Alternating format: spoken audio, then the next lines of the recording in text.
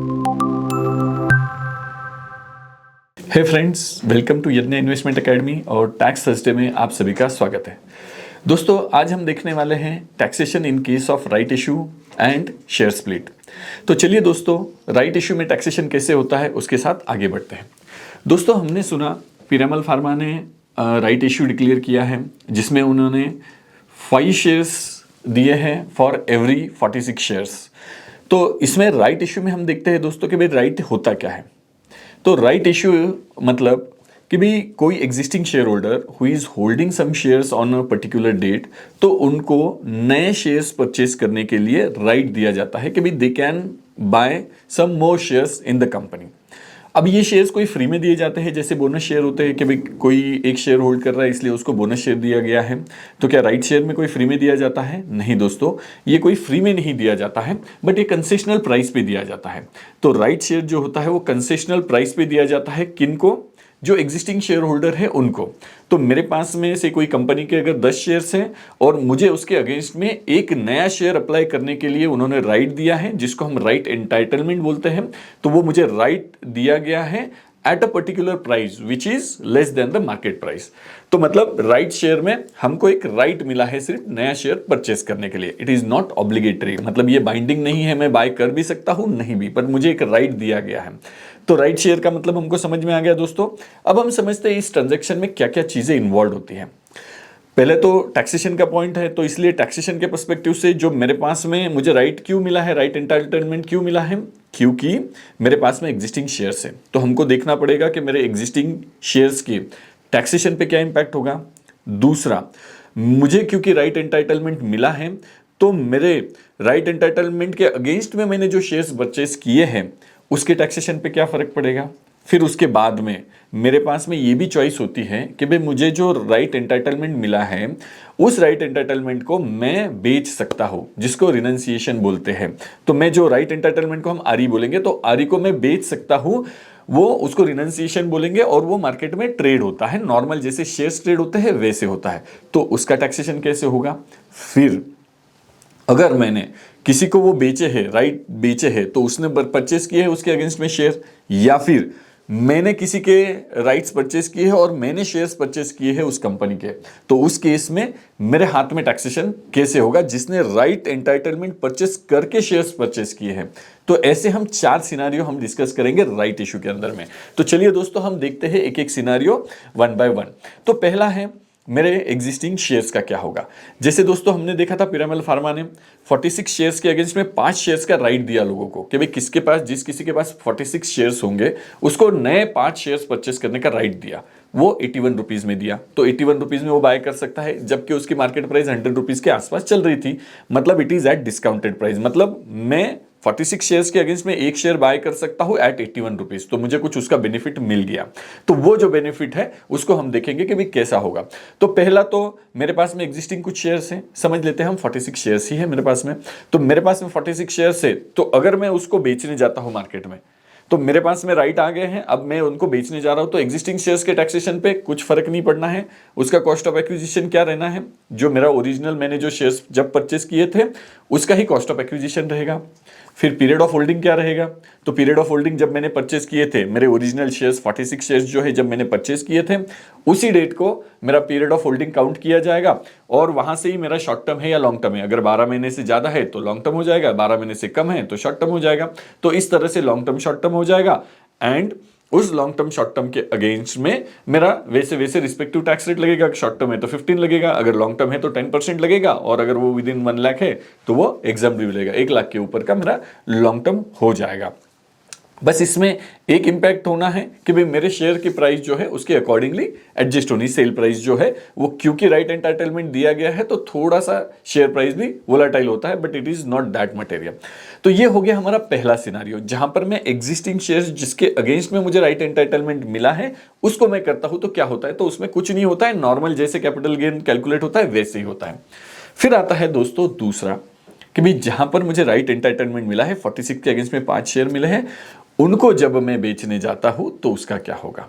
तो ये भी लगभग सिमिलर है, जब मैं वो राइट एंटाइटलमेंट के अगेंस्ट में मेरे 46 शेयर्स के अगेंस्ट में 5 शेयर मिले, वो मुझे 81 रुपीज से मिले। क्या मिले? 81 से मिले। मार्केट प्राइस जबकि 100 थी, तो मुझे 81 से मिल गए वो, तो मैंने 81 से वो अप्लाई किए। तो अब मेरी कॉस्ट ऑफ एक्विजिशन मतलब मेरी परचेस प्राइस क्या होने वाली है? ऑब्वियसली 81 इंटू 5, 81 से ही गुना करके मैं उसको लूंगा, तो मेरा 81 परचेस प्राइस होगा। सेल प्राइस जो भी मार्केट की सेल प्राइस होगी, अगर मैं आज बेचता हूं तो आज मेरी 100 ऐसे कि भाई सेम प्राइस पे मैं बेच रहा हूं, तो मेरा 19 रुपीज का गेन होगा, 19 रुपीज का गेन होगा।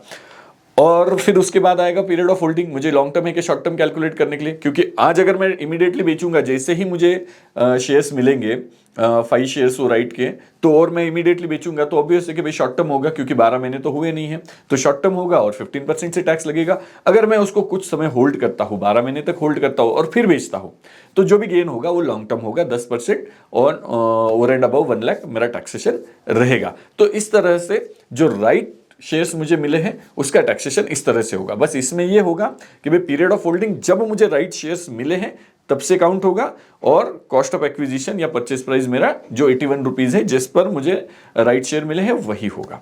अब थर्ड और इंटरेस्टिंग केस आता है दोस्तों कि भाई जो मुझे राइट एंटाइटलमेंट मिला था उसके अगेंस्ट में मेरे पास में पैसे नहीं है और मैं बाय नहीं करना चाहता हूं नए शेयर्स, तो उन शेयर्स का क्या होता है दोस्तों? ये जो राइट एंटाइटलमेंट होता है, ये right entitlement like equity shares मेरे डीमैट अकाउंट में क्रेडिट होते हैं। जैसे ही उन्होंने डिक्लेयर किया कि भाई 46 के अगेंस्ट में 5 शेयर मिलने हैं, तो मुझे वो इक्विवेलेंट 5 शेयर के एंटाइटलमेंट मेरे डीमैट अकाउंट में जमा होते हैं। और ये जैसे इक्विटी शेयर ट्रेडेबल होता है मार्केट में, वैसे ही ये ट्रेड होता है। तो जैसे अब इसमें डिस्काउंट 19 रुपीज का है, तो मैं जो बायर है, कोई थर्ड पार्टी बायर है, तो मेरे 5 एंटाइटलमेंट को वो खरीदना चाहता है, तो वो बोलता है मैं 5 रुपए में खरीद लेता हूं, फिर भी मेरे पास में 14 रुपीज का बेनिफिट है, क्योंकि 19 रुपीज ऑलरेडी डिस्काउंट में मुझे शेयर्स मिल रहा है और मैंने 5 रुपए में भी परचेस किया तो भी मुझे फायदा है। कोई बोलेगा मैं 9 रुपए में खरीदी करता हूं, कोई बोलेगा 10 रुपए में।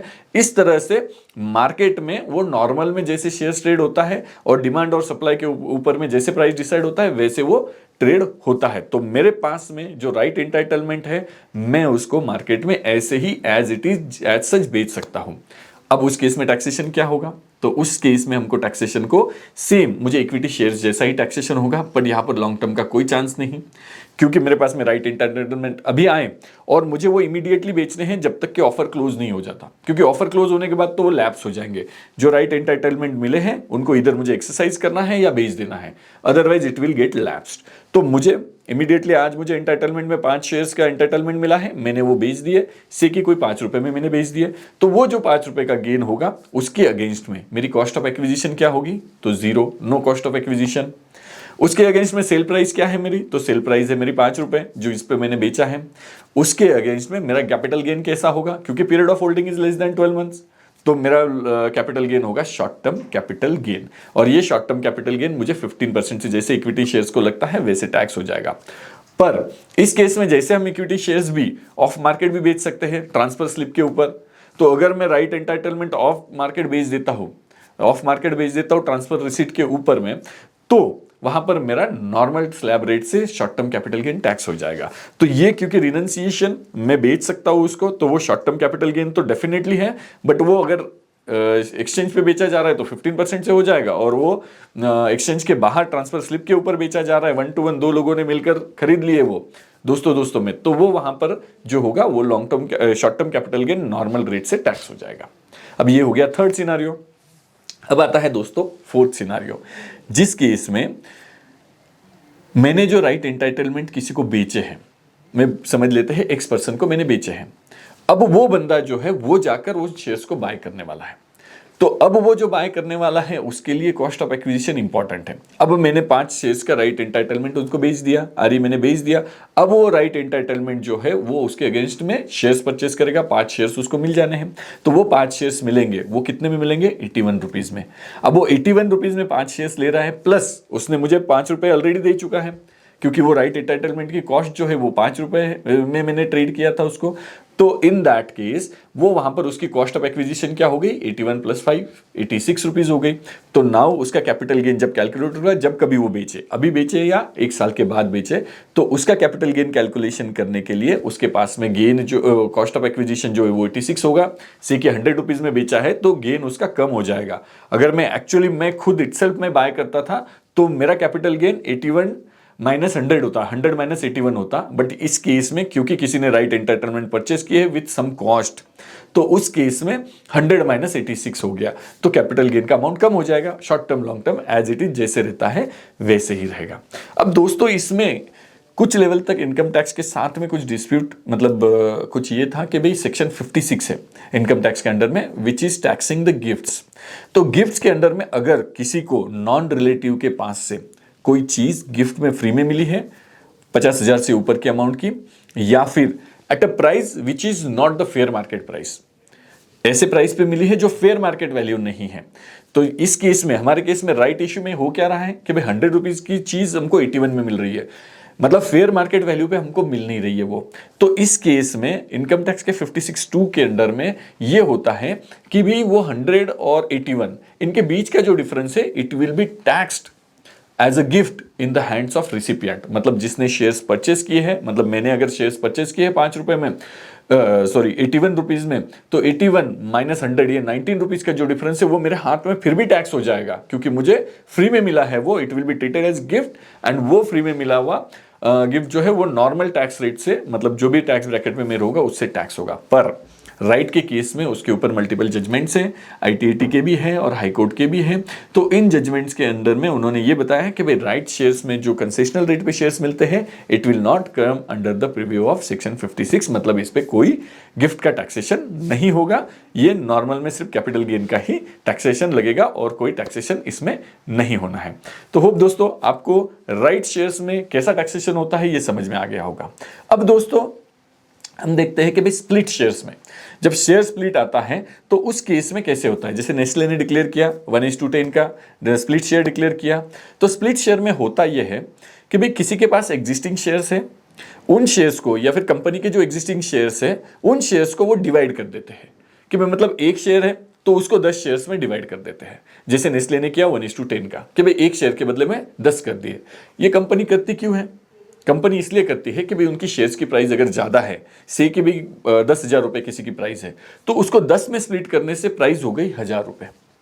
तो ये इसलिए करते हैं कि भाई जनरल में मार्केट में उसकी ट्रेडेबिलिटी ज्यादा बढ़े, ट्रेड ज्यादा इजीली हो, कि भाई जैसे प्राइस बहुत ज्यादा रहेगी तो हर कोई उसको अफोर्ड नहीं कर पाएगा, हर कोई उसको बाय करने नहीं जाएगा। बट अगेंस्ट दैट अगर शेयर प्राइस अगर लो है, कम है, तो मार्केट में लोग इजीली उसको बाय कर लेते हैं। इसलिए जनरली, नहीं तो शेयर स्प्लिट में कुछ भी नहीं मिलता है, बस एक शेयर के बदले में 10 शेयर्स हो गए, 1,000 रुपए की प्राइस जो थी वो 100 रुपीज हो गई, तो 100 के 10 शेयर होना क्या और 1,000 रुपए का एक शेयर होना क्या। तो इसमें वैसे as such from finance perspective कुछ फर्क नहीं पड़ता है, बट क्योंकि मार्केट में ट्रेडेबिलिटी बढ़ जाती है तो उसकी शेयर की प्राइस बढ़ने के चांसेस बहुत होते हैं। तो इसलिए जैसे ही ट्रेड ज्यादा बढ़ते हैं तो उसकी मूवमेंट ज्यादा होने से शेयर प्राइस में फर्क मिले, इसीलिए जनरली ये शेयर स्प्लिट होता है। तो नेस्ले ने जैसे 1:10 का डिक्लेयर किया, तो वैसे उस केस में भी हमको देखना है कि भाई कैपिटल गेन कैसे आएगा। तो कैपिटल गेन आने के लिए पहले तो हमारे पास में कॉस्ट ऑफ एक्विजिशन क्या है, तो जिस भी प्राइस पे मैंने मेरा एक शेयर परचेस किया था, एक शेयर परचेस किया था से 1,000 रुपीज में मैंने परचेस किया था, तो एक शेयर 1,000 रुपीज में परचेस किया था। अब उसके अगेंस्ट में मेरे पास सिर्फ 10 शेयर्स हो गए, तो 10 शेयर हो गए तो मेरी परचेस प्राइस क्या हो गई, हर एक की 100 हो गई। वैसे 1,000 रुपए में ही परचेस किया था, अब उसको बस स्प्लिट करने से हर एक की 100 प्राइस होने से अब मेरे पास 100 रुपए के 10 शेयर्स हो गए। तो कॉस्ट ऑफ एक्विजिशन क्लियर है कि भाई बस उसको डिवाइड कर देना है नंबर ऑफ शेयर से, जितने शेयर्स मेरे पास में अब हो गए हैं। फिर उसके बाद आता है पीरियड ऑफ होल्डिंग।